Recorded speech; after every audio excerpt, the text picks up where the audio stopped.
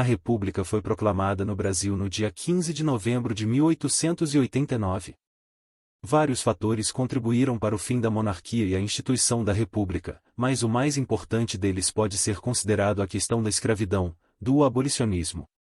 O primeiro reinado no Brasil, o de Dom Pedro I, começou em 1822 e terminou em 1831.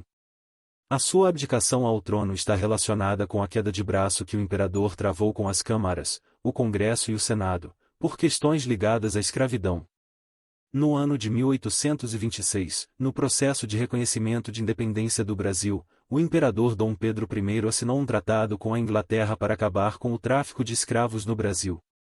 O tratado entrou em vigor em 1830 e não por acaso, portanto, se iniciou nesse ano o desgaste político que levaria à abdicação e ao final do primeiro reinado no Brasil.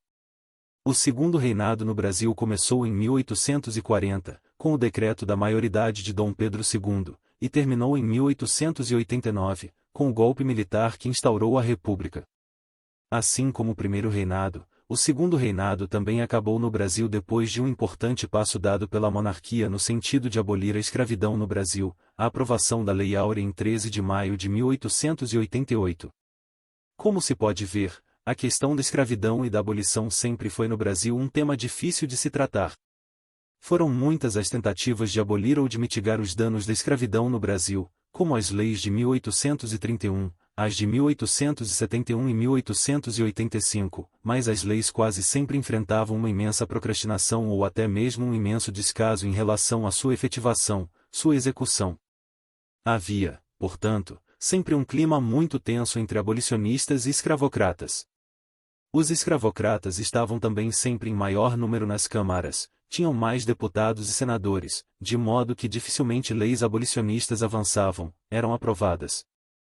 Em 1888, com a aprovação da Lei Áurea e do fim da escravidão, a elite escravista rompeu definitivamente relações com a monarquia e começou a articular o seu fim.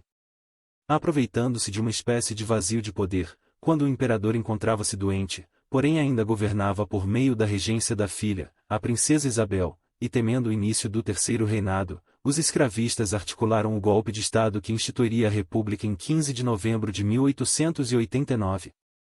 A família real foi banida e teve início um governo provisório do Marechal Deodoro, que durou entre os anos de 1889 e 1891.